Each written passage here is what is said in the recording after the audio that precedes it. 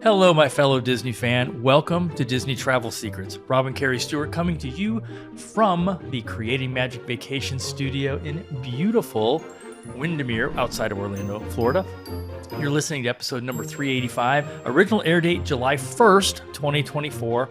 And it's funny because when I first wrote this, I wrote in June 31st. I don't know why. I'm looking at the calendar. Crazy. Oh, it's June 31st. No, okay, it's not. But it is the end of the month, and we hope you've had an amazing first half of your year filled with maybe some Disney magic. And it's also the end of the second quarter. And also, we are now halfway to the holidays. This is a big time of year. I know. Just a couple days ago was literally June 25th was literally halfway to Christmas. Lots of great things happened this year.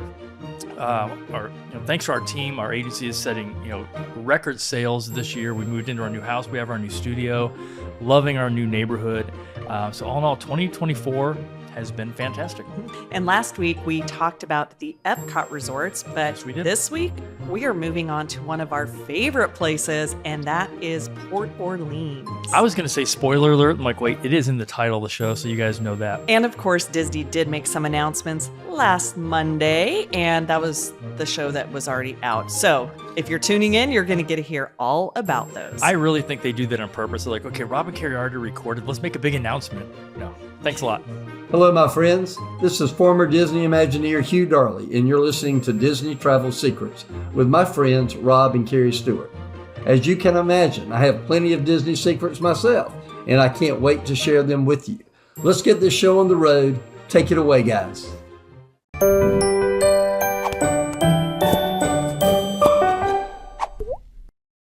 Welcome back. Yeah, and so we are kicking off the month of July with something that is very, very special. And we're so glad that you are here to learn about it first. And what better time to talk about this than 4th of July week? And here's what it is. We've created a new division within CMV specifically to help our nation's heroes. So if you or your spouse are active or retired military, this message is for you. Yeah, so we would love to help you start your own travel business. And this is a business that can go anywhere in the world with you. And that's what's really perfect about being a part of CMV is it goes with you. Yes, like one of our agents who her husband's currently serving in the military, and he's getting transferred to Hawaii. Yeah, and guess what? Her business gets business to can go with her. Yes, Yeah. exactly. So we're working with one of our agents, Tara, who just retired last year from the military. She was EOD, which is Explosive Ordnance Device, a bomb tech. And we have a couple meetings scheduled with some very well-known military charities that you heard about. We can't wait to give back to that community. Yeah, so if you'd like to learn more about that program, you can head on over to cmvheroesproject.com. The link is also in the show notes. So being that we are halfway to the holidays, and I don't know when the holidays start. I mean, for Disney, it seems like it starts in like August. But of course, they made some big announcements regarding a couple of the Hollywood parties that we were anxiously waiting for them to announce these dates, and they did. Yeah, and so here's what's really great. If you are coming down, or maybe now you're thinking, I need to get down there, anytime between November 8th through, I think it's December 21st. Of 2026. Of 2024, there are a ton of parties. And this is the first year that I have seen them do Mickey's Very Merry Christmas Party during the full week of Thanksgiving. Usually they'll take a few nights off, and they'll do it before, they'll do it after, but not that week. Yep. So between that party and then Jollywood Nights is returning in 2024. There's pretty much a party going on almost every single night at the parks. You told me this morning that the time frame is 42 days. Yeah, it's like 6 weeks. And in those 42 days, they're doing 25 parties just for the Very Merry Christmas. Yeah, and then you tack on the Jollywood, which is averaging about 2. And I say averaging because you definitely need to check the schedule to see what nights they are, because while they try to have them on similar nights, in November, it's a little wonky. And so sometimes they're on Monday and other weeks they're on Tuesday. And we do have a link that you can go to and check out if you want to see what those dates are. And of course, we are here to help you if you would like to either just purchase tickets or you would like to build a vacation around the holiday party. And if you are listening to this on the air date, which is July 1st, then you can start booking these parties starting tomorrow, July 2nd, if you have a Disney resort booked already. I love your June 31st reference there. I don't know. But But for everybody else, though, July 10th is the date that the tickets will open up to the public. And here's my pro tip to you. If you do want to get them for popular times to come to Disney World, which will be the week of November, or Jersey Week, as they call it. Jersey Week, I know. Which is super popular in November. It's actually a thing. Yeah. And sometimes people like to go to those because they are also pricing-wise, they're going to be at the lowest because they're the beginning of the season. Go ahead and get your tickets, get locked in, and have some fun. I know you and I were talking about, we want to go to it. We'll pick one of the parties to go to. I'm not quite sure if we want to do Jollywood or if we want kind of the traditional Mickey's Very Merry Christmas Party.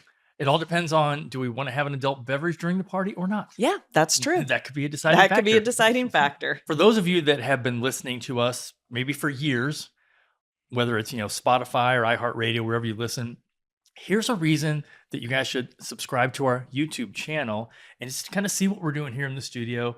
I'm inspired by Joe Rogan, who always does his stuff on video anyway, but I'm wearing Walt Disney's Carolwood Barn t-shirt. You can only get this at the Carolwood Barn in Griffith Park, and it's only open, I think, like one day a year. Yeah, like one day a month. One day a month, usually on a Sunday. And we were there specifically as part of our Adventures by Disney trip. And if you were following us last year, you know that we got to meet Floyd Norman, which was that was surreal. And it's funny because one of our guides, Danny, knew that I was really into, Disney history. And so he had his camera pointing at me when Floyd came out of the railroad car. And I was like, it was a oh great my God. shot. Now, if you're just listening, you won't see the face on me. I was like this. Oh my God. So yeah. And then also when you do go there, if you buy anything, it does go specifically to help fund that. It's all staffed by volunteers. And here's my Walt Disney Carolwood Barn hat.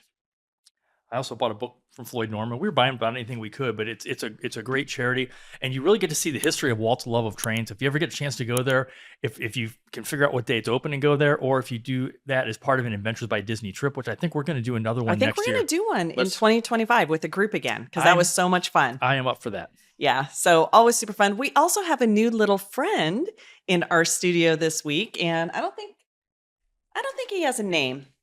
But if you saw the reveal that we did. Or if there's a name, let us know, because we don't know. Yeah, so we got this as a gift when we did our travel agent preview for Tiana's.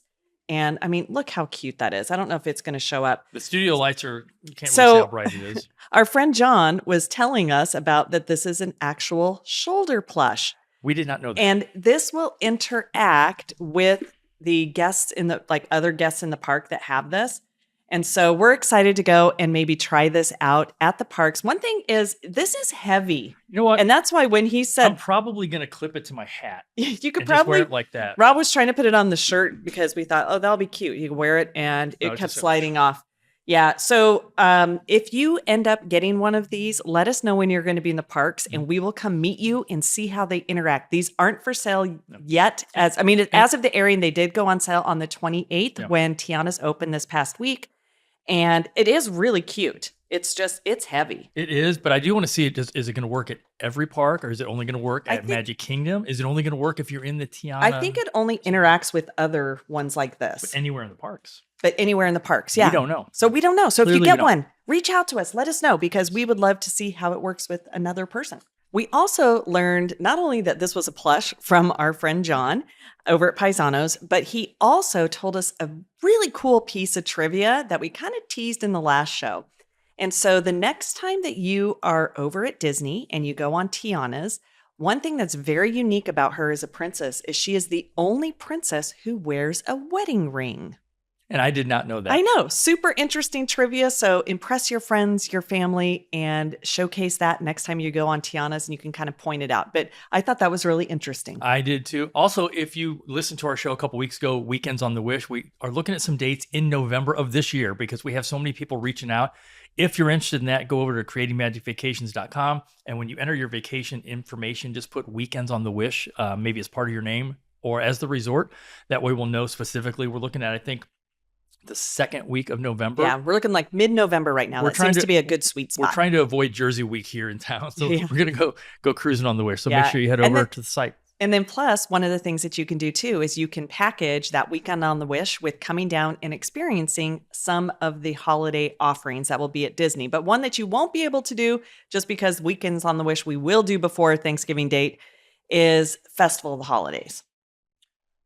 Yeah. So Epcot's Festival of the Holidays is returning again. And this is one of I really enjoyed this one. I think it's a great festival if you want to experience all the holiday things and if you like sweet treats. Yeah.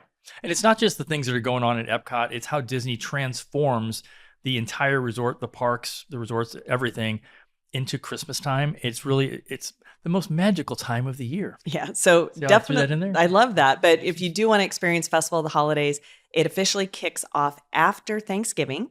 And they definitely will have all the special festival booths. I'll be curious to see if they do something special in Communicore for that particular they're one. going to have to. I mean, they can't build that space for years and not do something for the holidays. But here's our pro tip, folks.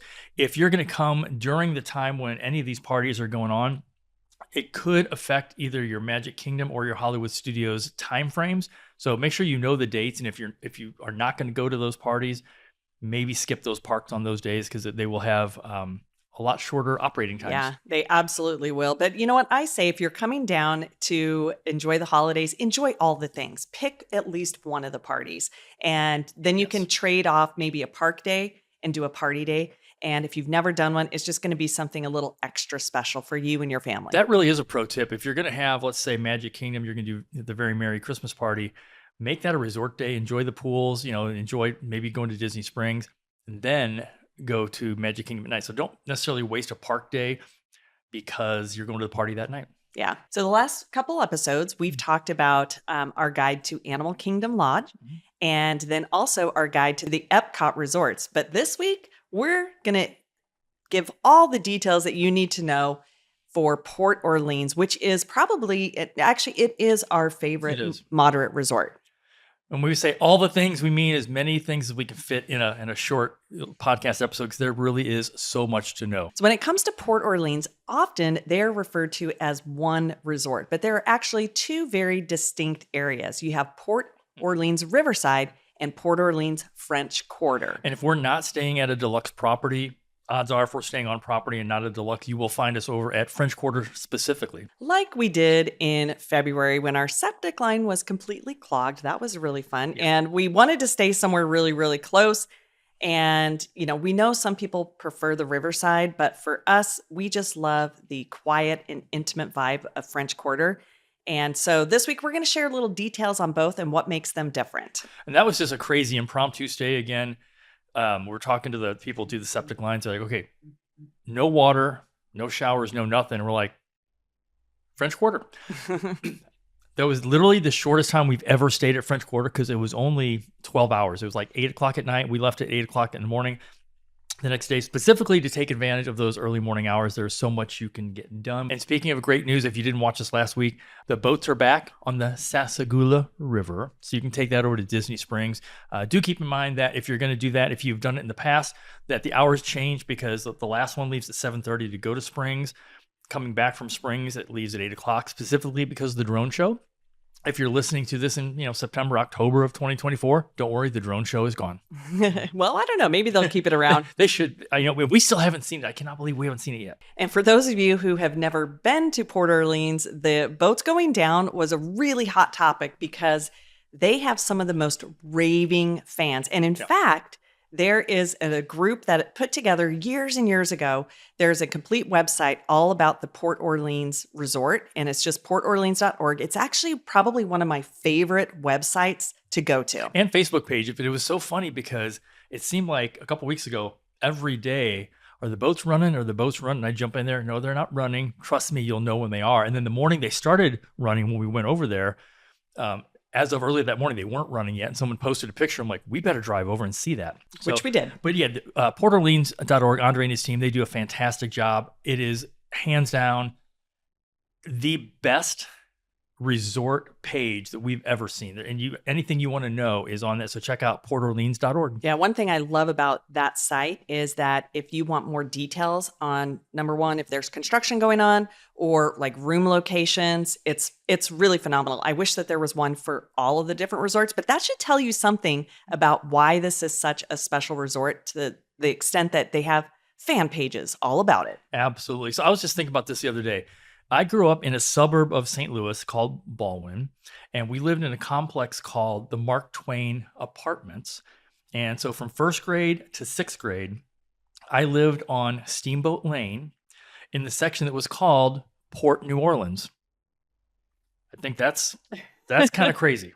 Well, that's very interesting. There are a lot of riverboats and stuff in St. Louis, though, so that kind of makes sense. That is true. So, with the Port Orleans resorts, it really you do get two resorts for the price of one, and they are very different from each other, but it's very easy to walk back and forth between the two. Yeah, so here's the big differences between the two. You have Port Orleans French Quarter, and that one's going to be French Quarter themed. So think like downtown in New Orleans and that whole area. And then on the other side, you have Port Orleans Riverside, and that one is the bayou and the mansions. And so that's kind of the big, like, overarching difference between why you do French Quarter versus the bayou over at Riverside. Yes. And I will say that these resorts, I think they have the hands down best theming of any of the Disney resorts. Especially the moderates. Especially, well, the moderates too. I like this better than some of the deluxes. Ooh, that's crazy. I know it's a bold statement. So let's talk about some numbers here. So Port Orleans, we'll go with Riverside. Riverside itself is about 200 acres with over 2,000 rooms, 2,048 to be exact. And it is divided into two sections. We have Magnolia Bend with what they call the plantation style mansions, but also Alligator Bayou, which is, they call it rustic Cajun style buildings. And here's why you may want to book into the mansions versus over in the other bayou is if you would like an elevator, because some of the other ones in the bayou do not have elevator access. And so that's important to some guests. Also, over at Riverside is where you can have rooms that will sleep up to 5. Now, when we say up to 5, that fifth one is a small child. Small human. Yes, a small human. A small human of any type. Adult, child, doesn't matter. Yeah, but they also have those special royal rooms over in the mansions. Those are Those much are really requested, cool. yeah. Yeah, but our big tip is if you are going to pick a room over here is really do a river view. Whether you're in the mansions or you're over in one of the other buildings, because the river view, that river is just, it's so serene to wake up and just kind of look outside or walk around. And I like that part of this. And specifically, we choose a building, I think it's either building 5, 6, or 7 if we're over at French Quarter. And we always ask for the top floor corner room. Why the top floor? Less people are going to walk by your room. Why a corner room? Probably 90% of the corner rooms have 2 windows. And that extra window around the corner, so you have one on the main, by the door area and then one to the side, that window makes a big difference as far as the ambiance of the room. And that works actually for both. And so over in the Riverside, request a corner room, and over in French Quarter, definitely request a corner room as well. So over at Riverside, I was surprised to learn this, there are 6 different pools. They have the main pool, which has the bigger water slide of the 2 resorts. That's the big feature pool, as they call them. 95 feet. But 5 what they call quiet pools. And I would call both of these resorts the quiet resorts. Yeah. And so if you really want to get in some pool time, but you don't want to be around where there's like splashing and lots of noise, Riverside would be a really nice option because they do have those smaller pools, but they are small. They are. They are very small, but they are also all over. And that is one thing about Riverside. It is a very spread out resort. So similar like how Caribbean Beach is very spread out, so is Riverside, which means multiple bus pickup points. Yes. The theming over at Riverside, meaning the main building where you check in and the lobby and so forth, is called the Sassagoula Steamboat Company. And it's where you check in and they have the registration desk, but it's themed based on the actual inside of a riverboat. And you can see the ports of call listed around the columns. And there's a couple places that stood out to me. One was St. Genevieve, where my family was from before they moved to another city listed, St. Louis. Yeah, it actually is really cool. And I think a lot of times when we go to check into a hotel, we don't look around. But over at Riverside and also French Quarter, you're going to want to pay attention to the lobby because it's really cool. Another thing I really like about Riverside is in their main building, they have a full bar. And they also have their quick service and they have some sit-down dining options. And so lots of different food options to enjoy. And that bar can be a hoppin'. Especially if it's Wednesday through Sunday, because that's when you'll see Yeehaw Bob perform. He is a master pianist.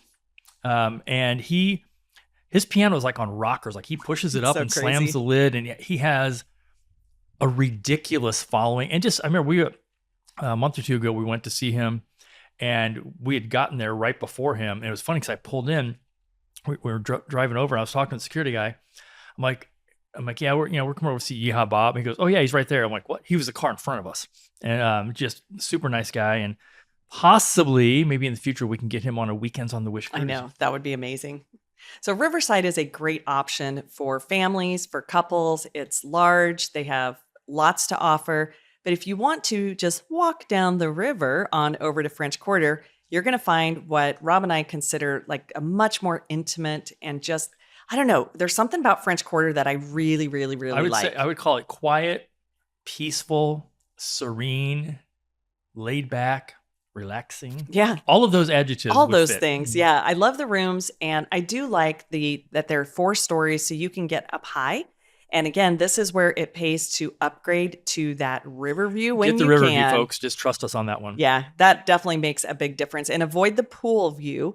The pool is also close to like where the boats pick up. So sometimes you can hear the horns. So if you have little kids and they need to take naps during the day, that could be problematic. So you may not want to do a pool view. But the pool over there it's really cute. They have Doubloon Lagoon. And they have a little slide there. It's absolutely tiny. But one of the features that make this pool really fun, but also a little bit loud sometimes, is they have an incredible kids splash pad area. So they have the buckets that dump. They have a little kiddie slide. And I think it's better than some of the deluxe ones for kids. You just don't want to have a room that faces those. Yeah, you just don't, because it is really fun and the kids are going to be having a blast. But that is something that is really fun. Now, they don't have all those ancillary extra pools, though. So if you want a quiet pool, you probably should stay over at Riverside. The thing that really sets French Quarter apart, other than the theming, is really the size. They only have 1,008 rooms, which may seem like a lot, but 1,008 rooms means it's the smallest Disney resort. And if you compare it, like I think there are like 2,800 rooms over at Pop Century, which I could not believe Pop Century had that many rooms. But French Quarter just seems smaller, and we like that. It's also the reason that they only need 1 bus stop. Yeah, and that is a huge selling point, because that's one of my big gripes when it comes to staying at the moderate resorts where they have multiple stops. It's not so bad in the morning when you're headed to the parks. It's at the end of the day when everybody is tired and you're trying to go back. So French Quarter definitely is smaller. The rooms will only sleep up to 4, but one of the things I love is that you can book a king bed. And so if you want that, the rooms just feel a little bit bigger because there's a little extra room. And that's just a nice feature over at this resort. Just because it's a moderate versus a deluxe doesn't mean you're giving up any activities. There are so many things to do at both of these 2 resorts. We mentioned the swimming, but they've got campfire activities where you can roast marshmallows, movies under the stars. Specifically, I like the movies under the stars at French Quarter. That's really cool. Because, they have these quarters set up and it feels like it's just like built for that. But they have some really unique things. And so if you like to get up and either go for a morning walk or a jog, they do have a running trail that connects the 2. And so it's great for just getting some exercise if that's important to you on your trip. Yeah, they also have horse-drawn carriage rides, and you can bring your own champagne. We found that out. Yeah, and those are really fun. They go from Riverside, and they will go over to French Quarter and then come back. Highly recommend. You do want to book those in advance, though. Don't wait too long on that. And you can do a bike or a Surrey bike. I remember a couple of years ago, we stayed at Riverside and we mounted a GoPro to our Surrey bike and just rode around. The Surrey bikes are really fun. It's something great to do when you want to have that mid-week break on your vacation. And I feel like French Quarter and Riverside have a lot of things to offer. Over at Riverside, they do have fishing. Just keep in mind, it is catch and release like any of the Disney properties. I know, and a lot of people don't know that. But fishing, how fun is that? Something different to do on your next Disney vacation.